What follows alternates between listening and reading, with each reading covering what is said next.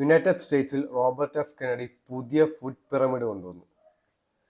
നമ്മൾ വിചാരിക്കും ഇത് അമേരിക്കയിലല്ല, ഇതിന് എന്താ പ്രാധാന്യമെന്ന്.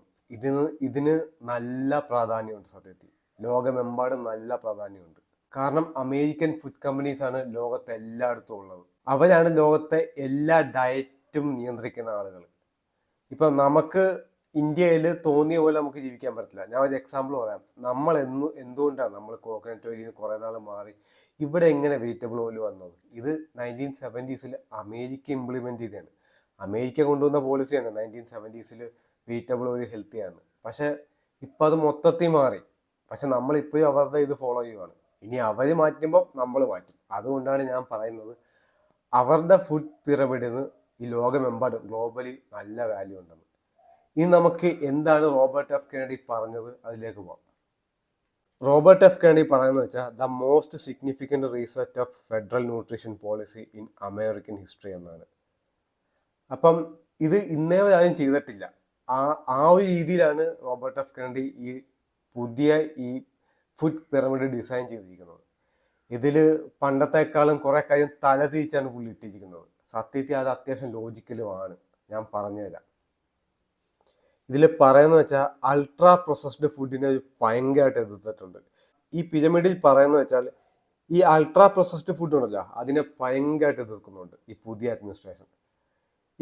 നമ്മൾ ഈ കിട്ടുന്ന ഈ അൾട്രാ പ്രോസസ്ഡ് ഫുഡൊക്കെ ഉണ്ടല്ലോ, നമ്മൾ ഈ പുറത്തുനിന്ന് മേടിക്കുന്നത്, ഈ ബിസ്ക്കറ്റ്, ഈ ഷുഗറി ആയിട്ടുള്ള ഐറ്റംസ്, ഈ കവറിൽ കിട്ടുന്ന ഐറ്റംസ് ഒക്കെ ഉണ്ടല്ലോ, കുറേ നാൾ ഫ്രിഡ്ജിൽ വെച്ച് നമ്മൾ യൂസ് ചെയ്യുന്നത്, കുറേ നാൾ കടയിലിരിക്കുന്ന സംഭവം, ഇതിനെയൊക്കെ ഭയങ്കരമായിട്ട് എതിർക്കുന്നുണ്ട്.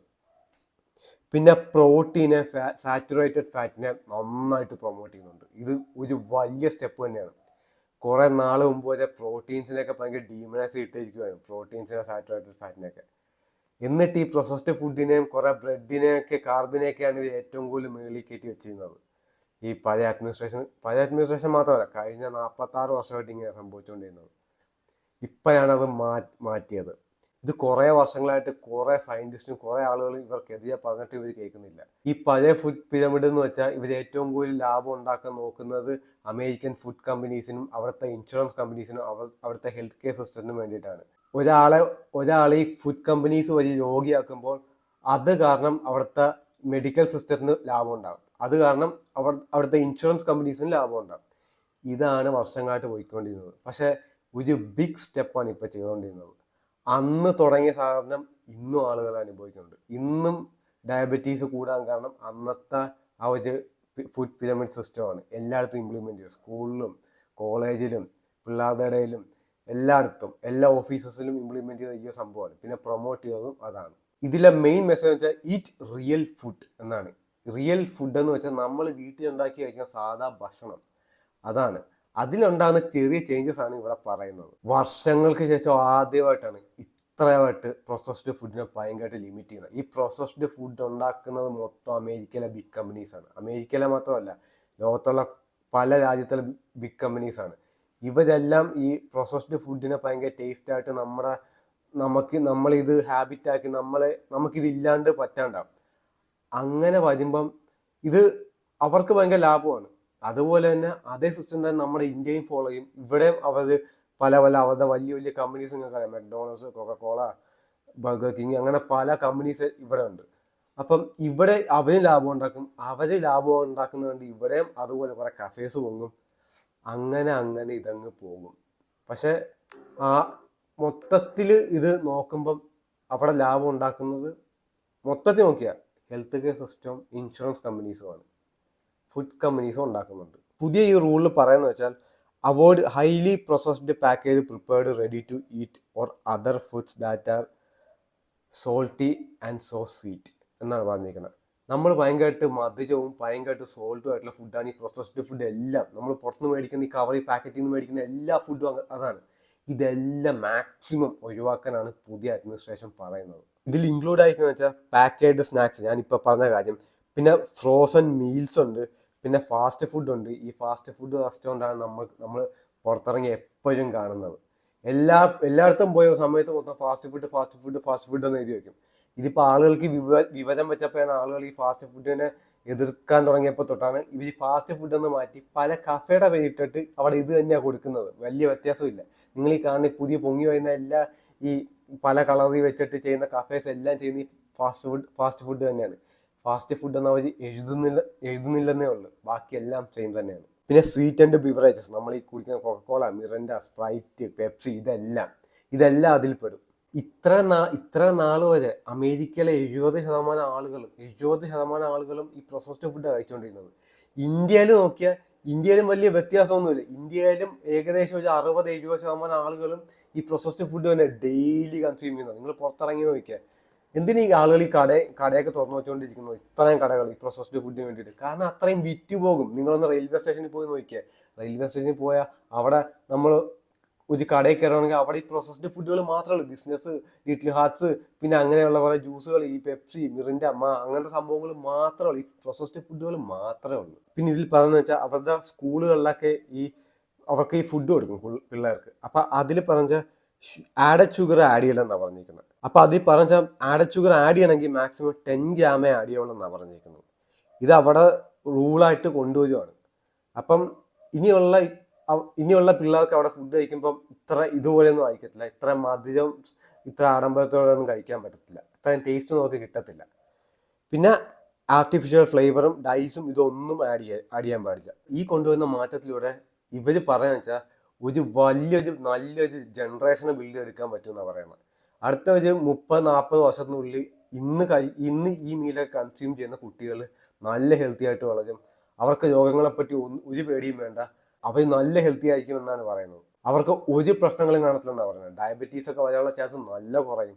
അതുപോലെ തന്നെ മറ്റ് രോഗങ്ങളൊക്കെ വരാനുള്ള ചാൻസ് നല്ല കുറവായിരിക്കും എന്നാണ് പറയുന്നത്. പിന്നെ ഇതിൽ പറയേണ്ട ഏറ്റവും മെയിൻ കാര്യം എന്ന് വെച്ചാൽ പ്രോട്ടീന് കിട്ടേണ്ട പ്രയോറിറ്റി നന്നായിട്ട് കൂടി. അത് ഡിസേർവിങ് തന്നെയാണ്. പ്രോട്ടീൻ ഇത്രയും പ്രയോറിറ്റി വേണമായിരുന്നു.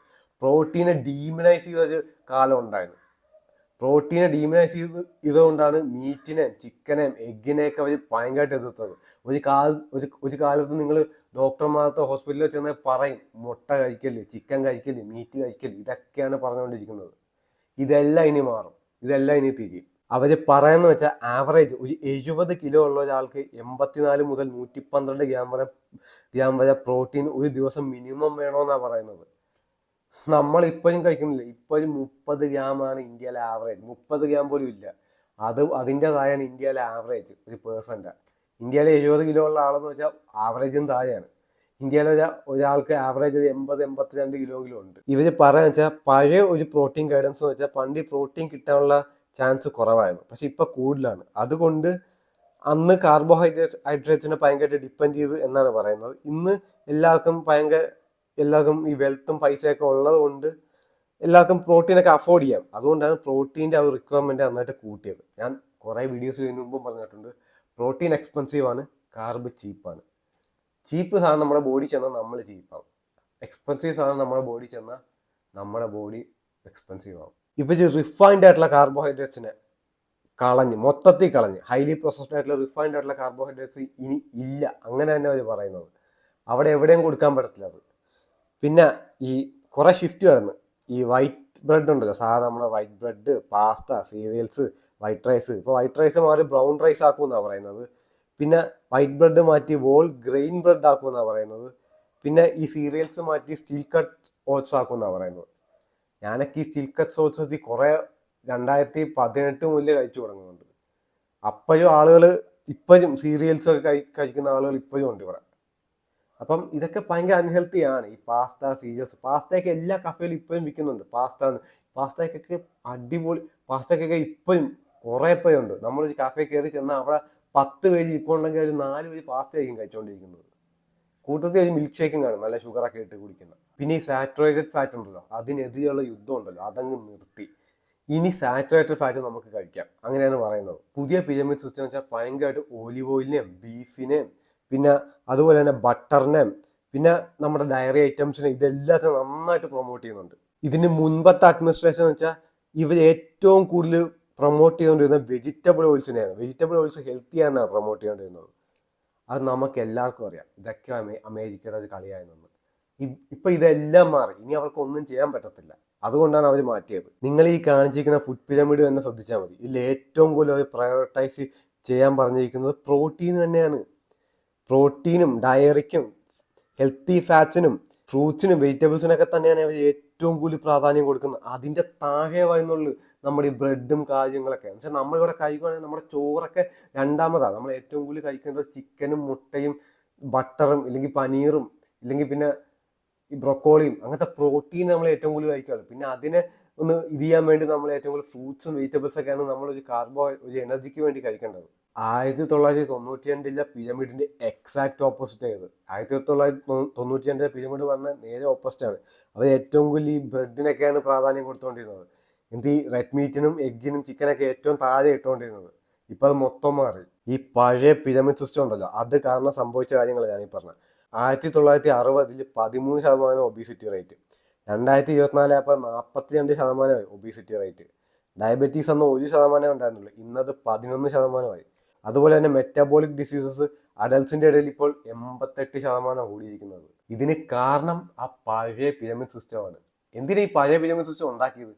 അത് ഈ ആളുകൾക്ക് ലാഭം ഉണ്ടാക്കാൻ. ഈ അവിടുത്തെ വലിയ വലിയ കമ്പനീസ് ഉണ്ടല്ലോ, ഇൻഷുറൻസ് കമ്പനി, മെഡിക്കൽ കമ്പനി, ഈ ഹോസ്പിറ്റൽസ് അല്ലെങ്കിൽ മെഡിക്കൽ ഈ ഫാർമ കമ്പനീസ്, പിന്നെ അതുപോലെ തന്നെ അവിടുത്തെ ഫുഡ് കമ്പനീസ്, എല്ലാവർക്കും ഒരു വിൻ വിൻ വിൻ സിറ്റുവേഷൻ ആണ്. ഒന്നോർത്തെ, നമ്മൾ രോഗിയാക്കിക്കൊണ്ടാണ് അവർ ഈ പൈസ ഉണ്ടാക്കിക്കൊണ്ടിരിക്കുന്നത്. ഞാൻ അമേരിക്കയിലെ കാര്യം പറഞ്ഞു വെച്ചാൽ അമേരിക്കയാണ് ലോകം ഭരിക്കുന്നത്. അവർ പറയുന്നത് ഇവിടെ നടക്കത്തുള്ളൂ, അതുകൊണ്ടാണ് പറയുന്നത്. പിന്നെ ഈ RFK-Jr പറഞ്ഞൊരു കാര്യമാണ്, today marks a decisive change in federal nutrition policy made possible by president Trump's leadership and work for moms. ഈ മഹ എന്ന് വെച്ചാൽ മേക്ക് അമേരിക്ക ഹെൽത്തി അഗെയിൻ, അങ്ങനെയാണ്. And public health advocates who demanded reform. Protein and healthy fats are essential and were wrongly discovered in prior dietaries guidance. പറഞ്ഞിട്ടുണ്ട്, ഇതിന് മുമ്പത്തെ dietary ഈ pyramid സിസ്റ്റത്തിൽ ഈ പ്രോട്ടീനെയും ഹെൽത്തി ഫാറ്റ്സിനും ഭയങ്കരമായിട്ട് ഡീമനൈസ് ആവുക ചെയ്തത്, ഭയങ്കര എതിർപ്പായിരുന്നു. ഇപ്പം നേരെ തിരിഞ്ഞാണ്. അതുകൊണ്ട് അയാളുടെ മെയിൻ മെസ്സേജ് വെച്ചാൽ ഈറ്റ് റിയൽ ഫുഡ്. ഇതാണ് ഏറ്റവും റിയൽ ഫുഡ് എന്ന് പറയുന്നത്. ഞാൻ ഈ കാര്യം കുറേ വീഡിയോസിൽ പറഞ്ഞിട്ടുണ്ട്, ഈ ഒരു ഫുഡ് സിസ്റ്റത്തിൻ്റെ കാര്യം. നമ്മൾ എവിടെ പോയാലും ഇങ്ങനെ വയ്ക്കുന്നതെന്ന്. ഇതെല്ലാം ഈ അമേരിക്ക പണ്ട് ചെയ്തതിൻ്റെ ഗുണങ്ങളാണ് ഇതൊക്കെ നമുക്കിങ്ങനെ കിട്ടുന്നതൊക്കെ. ഈ പ്രോസസ്ഡ് ഫുഡൊക്കെ നമ്മുടെ കടകളിലൊക്കെ ഇങ്ങനെ ഫില്ലായി നിൽക്കാൻ കാരണം ഇതാണ്. ഇതൊന്നും പെട്ടെന്ന് നമ്മുടെ ആളുകളുടെ ടേസ്റ്റ് ബഡ്സിൽ നിന്ന് പോകത്തില്ല, ഈ പ്രോസസ്ഡ് ഫുഡൊന്നും. ഇതൊക്കെ നല്ല സമയമെടുത്തേ പോകത്തുള്ളൂ. അപ്പം നമ്മളെയൊക്കെ അങ്ങനെ ശീലിപ്പിച്ച് വെച്ചിരിക്കുവാണ്. നമ്മളൊക്കെ ജനിക്കുമ്പോൾ തന്നെ ഇതൊക്കെ കിട്ടി നമുക്ക് ഇതേ കിട്ടത്തുള്ളൂ. അപ്പം നമ്മൾ തിന്നുമ്പോൾ നമുക്ക് ഇതിനോട് ഭയങ്കര ഇഷ്ടം തോന്നും, അത് അവർക്കറിയാം. അപ്പം അങ്ങനെ ഷുഗറിനോടും സോൾട്ടിനോടൊക്കെ നമ്മൾ ഭയങ്കര ഇഷ്ടപ്പെട്ട് അതുകൊണ്ടാണ് ഇപ്പോൾ എല്ലാ കടയും ഇത് നിറഞ്ഞേക്കുന്നത്. നിങ്ങൾ എവിടെ പോയി, നിങ്ങൾ യാത്രയ്ക്ക് പോയി, നിങ്ങൾ ആദ്യം മേടിക്കും പെപ്സിയും ലിറ്റിൽ ഹാർട്സും ആയിരിക്കും. എന്തുകൊണ്ടാണ് അത് മേടിക്കുന്നത്? നിങ്ങൾക്ക് പുറത്തു പോകുമ്പോൾ ഒരു എനർജി കിട്ടണമെന്ന് നിങ്ങൾ ആലോചിക്കുന്നത്. അപ്പം ഇപ്പം എടുത്ത ഈ തീരുമാനം ഉണ്ടല്ലോ അവിടുത്തെ അഡ്മിനിസ്ട്രേഷൻ, ഇതൊരു വലിയ നല്ല കാര്യമാണ്. ഇത് കാരണം ഫ്യൂച്ചറിൽ കുറേ ആളുകൾ നല്ല ഹെൽത്തിയാവും. എന്ന് വെച്ച് ഞാൻ റെഡ് മീറ്റ് ഒക്കെ ഭയങ്കര ഹെൽത്തിയാണ് എല്ലാ ദിവസവും കഴിക്കാമെന്നൊന്നും അല്ല പറഞ്ഞത്. അതിൻ്റെതായിട്ടുള്ള പ്രോബ്ലംസ് ഉണ്ട്. നിങ്ങൾക്ക് ഇപ്പോൾ റെഡ് മീറ്റ് കഴിക്കാൻ പറ്റില്ലെങ്കിൽ നല്ല പ്രോട്ടീൻ സോഴ്സ് വേറെ സ്ഥലങ്ങളിൽ നിന്ന് കണ്ടെത്താം. നിങ്ങൾക്ക് ബ്രൊക്കോളി കഴിക്കാം, നിങ്ങൾക്ക് പനീർ കഴിക്കാം, കുറേ ഡയറി ഐറ്റംസ് കഴിക്കാം. ഇങ്ങനെയൊക്കെ നിങ്ങൾക്ക് പ്രോട്ടീൻ ബോഡിയിൽ ആഡ് ചെയ്യാൻ പറ്റും. എപ്പോഴും നിങ്ങൾ കാർബോഹൈഡ്രേറ്റ്സിനെ മാത്രം ചെയ്യല് എന്നാണ് ഈ പുതിയ ഇത് പറയുന്നത്. അപ്പം അത്ര എനിക്ക് പറയാനുള്ളൂ. അപ്പം ഇതൊരു നല്ലൊരു മൂവാണ്. അപ്പം താങ്ക്സ് ഫോർ വാച്ചിങ്.